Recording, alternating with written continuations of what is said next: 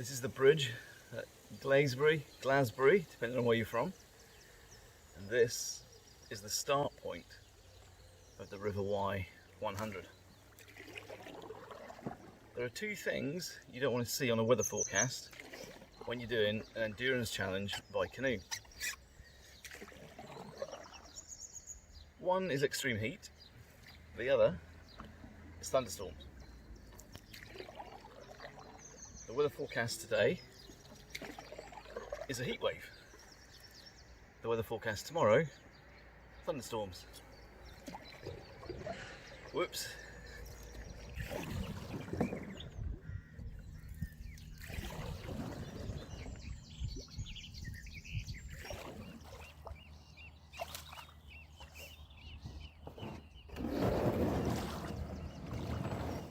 Didn't expect the boots off so early. The river's running pretty low today. Be a different story tomorrow, I think.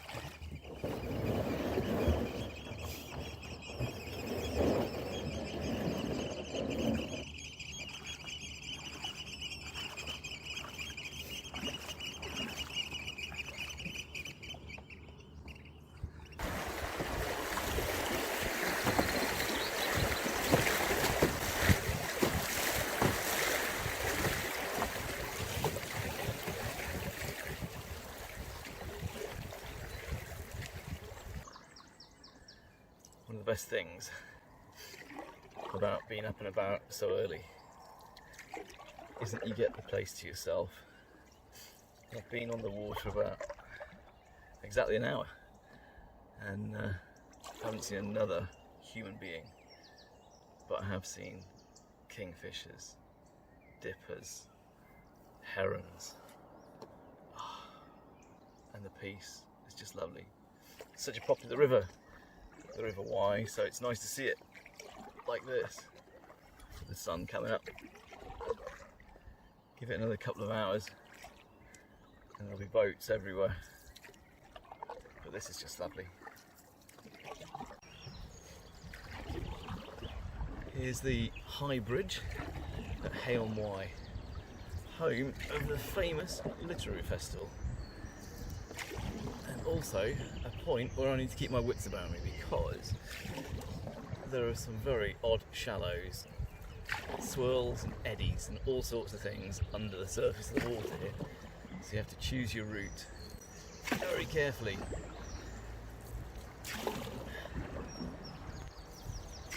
I'm going to go for the middle, which already feels like a mistake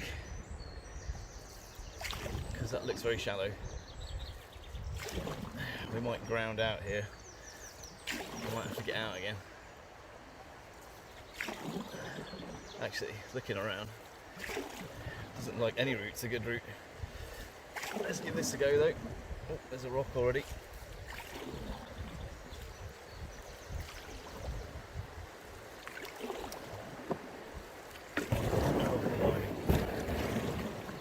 There we go. Stuck straight away. Made it. I had to get out and push. Still, very beautiful place. You must visit if ever you get a chance. Try and stay out of the water though.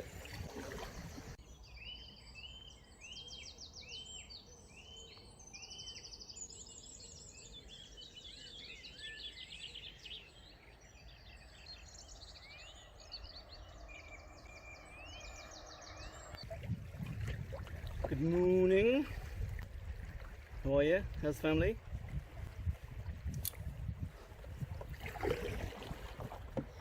Busy? Good.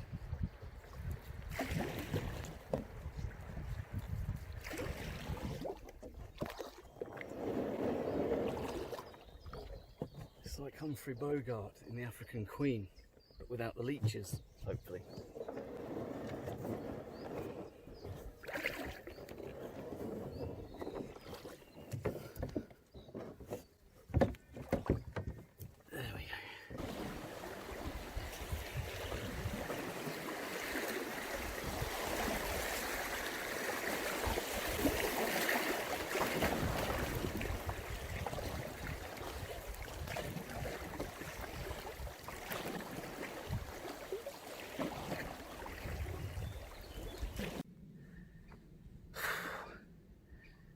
This is tough going.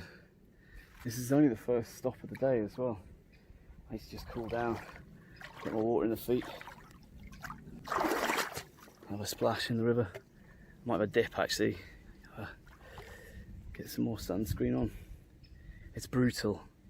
It's about 30 degrees. It's 2 o'clock, and it's really hard going. It feels like slow going as well because the river level is low and it's not flowing very quickly. It is here because I've just been through a few little rapids, but everywhere else it's shallow as well. I spent a lot of time dragging the boat through the shallows and through the rocks, and lots of submerged rocks that when the river's at a normal level you don't see, you just glide over them because you're well above them, but at the minute they're quite close to the surface. And I've hit a couple unexpectedly. I'm not looking forward to looking at the hull of the boat later, but she's still in one piece. She's doing well. She's doing better than me, I think. I am flagging. It's gruesomely hot. It's almost unbearable, but you know what? Just got to get on with it. When I started planning this trip, I set myself a secret target. I said if I can get to Hereford at the end of day 1, I'd be really happy. I've got another 3 hours of daylight on the water, and this is Hereford. Unbelievable progress. That's really good. Really pleased with it. Hey, forgive the dripping. I had to have a bath at the end of a very long, hot day. I had a bath here actually, it's very nice. Bathroom, River Wye. Still weirdly warm, which just shows you how hot it's been today. It's been stinking. But despite the heat and the shallows, because the river's just not flowing high, it is really low and I'm hitting lots of rocks and stuff, and we keep getting beached and grounded. But despite all that, it feels like we've put in some serious miles. In fact, my instinct says probably about 40, which is phenomenal, because I said anything over 30 is a bonus on a trip like this. But I think that it feels like about 40. You know, we've left Hereford way behind us. Absolutely amazing. Here's Ginny. Here she is, all snuggled up next to my bivvy bag there. Just need to eat something now, make sure I've got enough fluids, and get some sleep, because it's an early start tomorrow. And if we can repeat what we've done today, that's going to make day 3 pretty good. Although tomorrow's weather forecast is thunderstorms, which brings its own problems, and we've got some pretty tricky rapids to negotiate as well. So I don't know, let's see how we get on. It's been a great day though, really good, really pleased.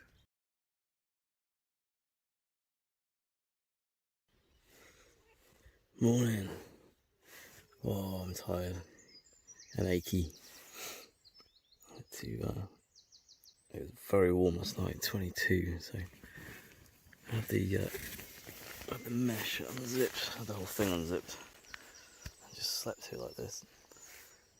And then there's this steady procession of bugs landing on my face. And I seem to spend like 10 minutes just slapping my own face. And, so I had to zip up again. But it was really warm. I felt like I was sleeping in a body bag. Oh, beautiful sound to wake up to though. Listen to that. Right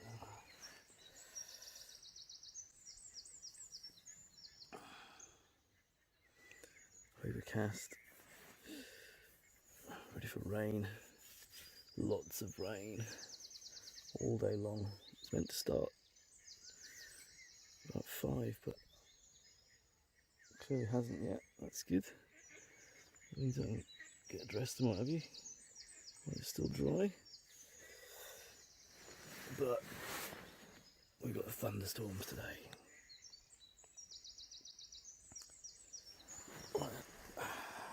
get some breakfast. Let's get going. Day 2. The first 15-20 minutes for me on the second day are always quite slow because my muscles are really aching, and it just takes that little bit of time to get everything working again, back in the right order. And my hands are so sore. So, about, I don't know, like half an hour just going quite slowly until I can build up into a pace again. Oh, it's a horrible feeling. The first time you get in on the following day after a big one like yesterday. I know that the halfway point is somewhere not too far from here. It'd be interesting to see what time I get to that, because I think that'll be a big psychological boost if I can get there before noon. Let's see.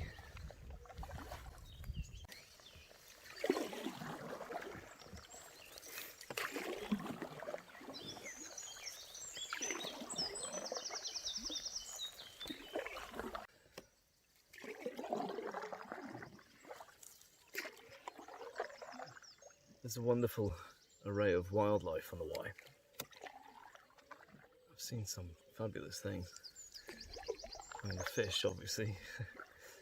I've seen some great salmon leap in, and chub as well. Yesterday morning, one almost landed in the boat. I don't know what it thought it was doing.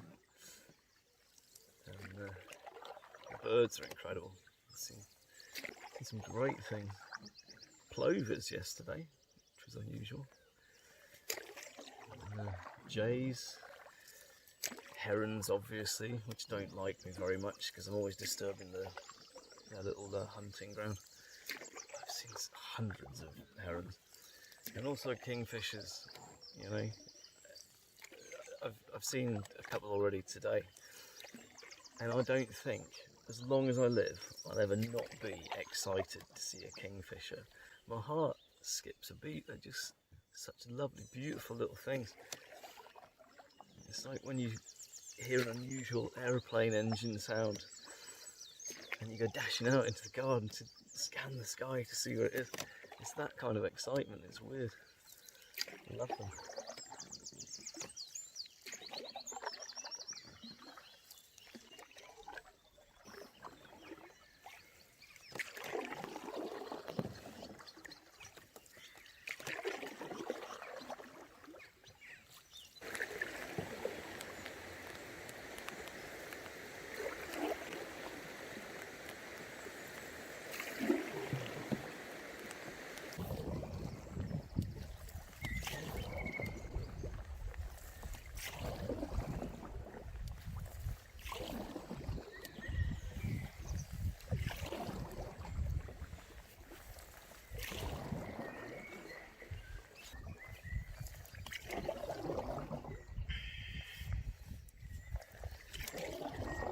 What a difference a day makes. It was only about 9-10 hours ago. I was swimming in the river, not just to have a bath, but just to get cool, because yesterday was so hot. I'm actually wet and cold now. It's weird. I hate rain in a canoe. It's so demoralising. And this is just light.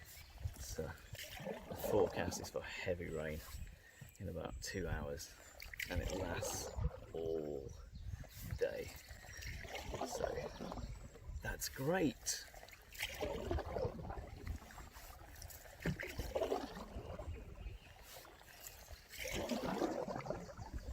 Okay, I think we've reached a significant point. We've just gone past Tressick campsite, which, if I remember from the time when my wife and I canoed the Y, that was the 50-mile mark. So that means we're halfway. I'm going to celebrate with a half-time orange.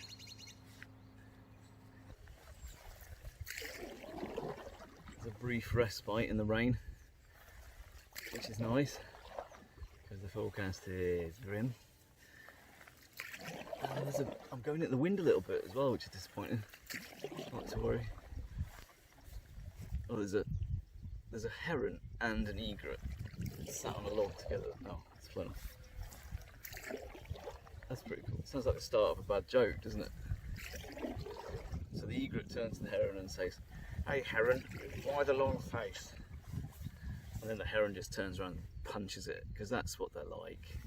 They're grey, soulless, miserable curmudgeon birds. And they really don't like canoeists. They always give me the side eye.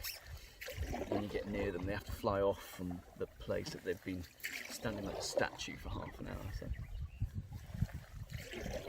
they are quite majestic though, fair play, give them that. I'll probably come back as a heron, just for irony.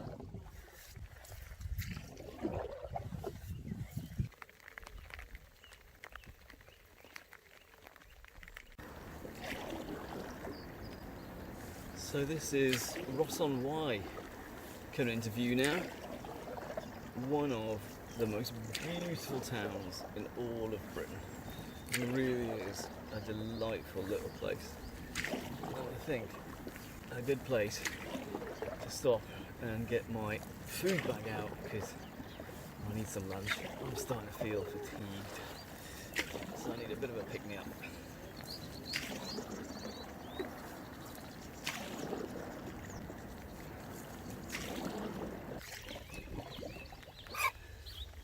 I've got water swishing around the bottom of the boat.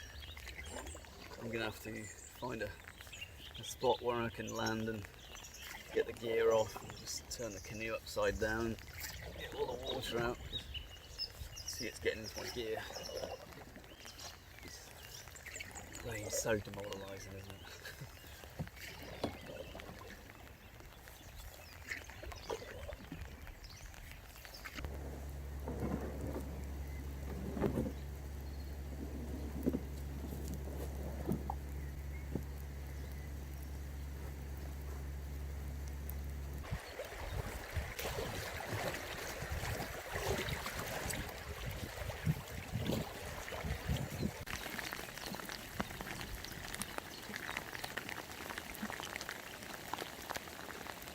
Okay, we're now approaching Simmons Yacht, which is going to require a minor wardrobe change.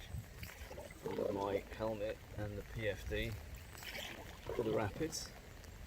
I also need to just park up and bolt everything down. It should be quite tasty. Well, that was good fun.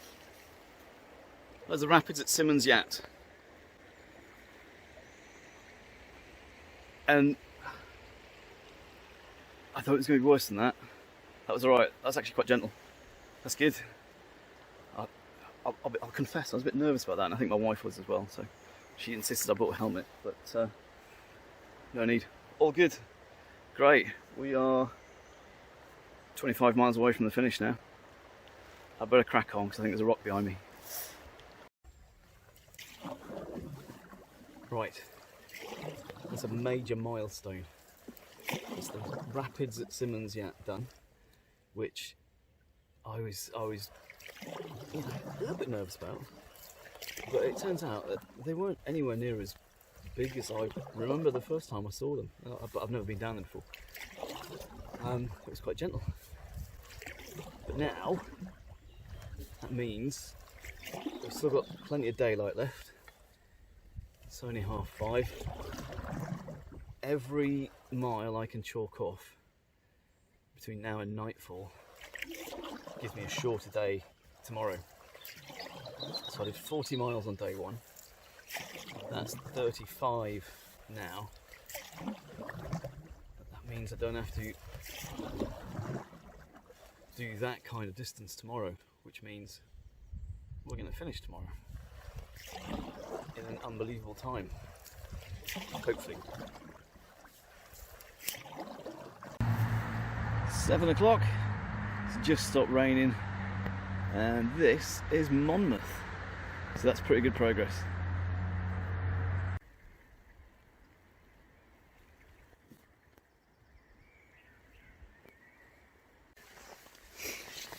Whew. I'm gonna be honest, that wasn't my best performance. I gave myself an hour to find somewhere. I had extra daylight as well, and there was just nothing. And the rain was getting really heavy, and I was getting cold, and I was starting to shiver. And in the end, I just had to crash it into this little some rocks down here. Dragged the canoe up there, turned it upside down, emptied the water out, and all the gear I've just piled here. And I've put a tarp up. It's not the greatest bit of tarp work in the world, but it's keeping the rain off, because that's what I need right now. I just need the rain off me and try and get some dry clothes on, get into the sleeping bag and the bivvy bag, and hopefully my body heat can warm that up no matter how wet and damp it is. But I'll be honest, that was dicey, and I'm a bit disappointed with myself for not stopping much earlier when there were opportunities. I think I was just so hell-bent on eating up the miles. So yeah, lesson learned there. That could have been an emergency situation. Right, managed to get dried. Got the tarp up. Got under it, got the gear under it. Put the bivvy bag down, and then just got on the bivvy bag, stripped off, dried. Got some dry clothes on. And I'm now just going to get into my sleeping bag just to make sure I'm properly warmed up, because yeah, that got a bit dicey. I'm absolutely kicking myself, I really am. I came very, very close to really messing up there, and I've got to do better.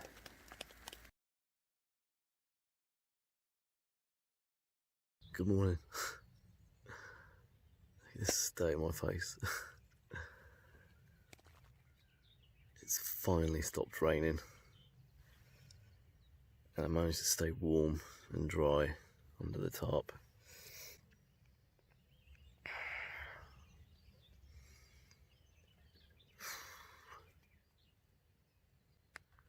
Anyway, close to the finish line. Let's get this done and get home, have a shower, get into my bed. Oh, wet boots. It's got to be done. Oh, it's horrible. I'm painfully aware of how ridiculous I look, but I'm also aware that this is the only dry thing I've got, and it's keeping my head warm and my body temperature in the right kind of area. So we're all just going to have to grow up about it, get over it and crack on, because setting off now, a little bit later than I'd hoped. It's nearly 6:30. It's a struggle getting everything together. And we are at Bigsweir Bridge, which, if my calculations are right, means we could be on for a lunchtime finish in Chepstow, which would be just the most unbelievable time to complete the River Wye 100. That would be absolutely amazing. If I've got the energy. I think I'm still recovering from last night's trauma. It's not raining. It's not raining. I can't tell you how delighted I am about that. My face probably doesn't give it away because it's haggard and tired, but let's go. And hopefully I can take this ridiculous scarf off when I get warmed up.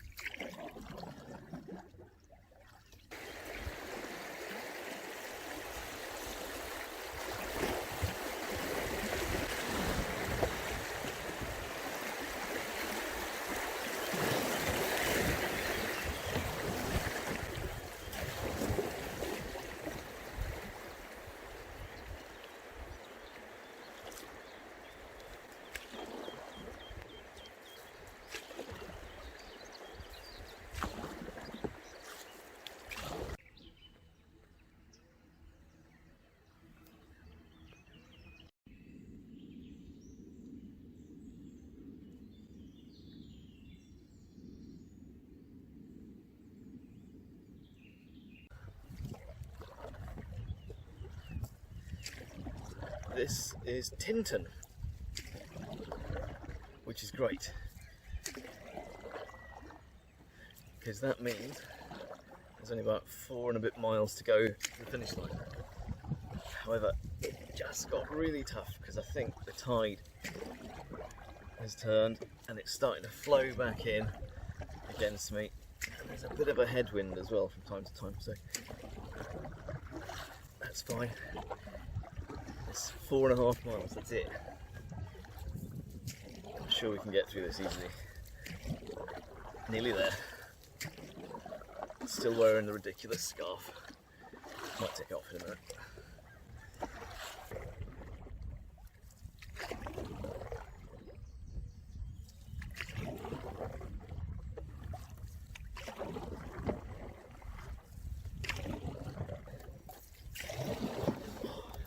This is really hard work. The tide's really coming in, and there are all sorts of swirls, currents.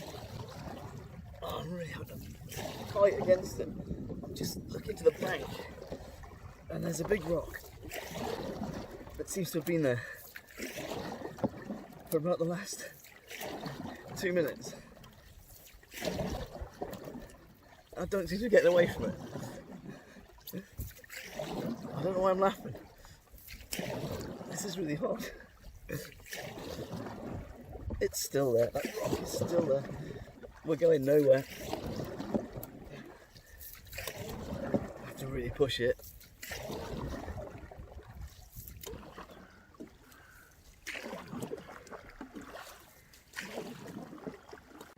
Here's the boat.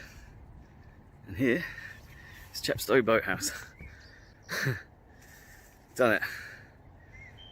2 days, 5 hours and 42 minutes. Wow.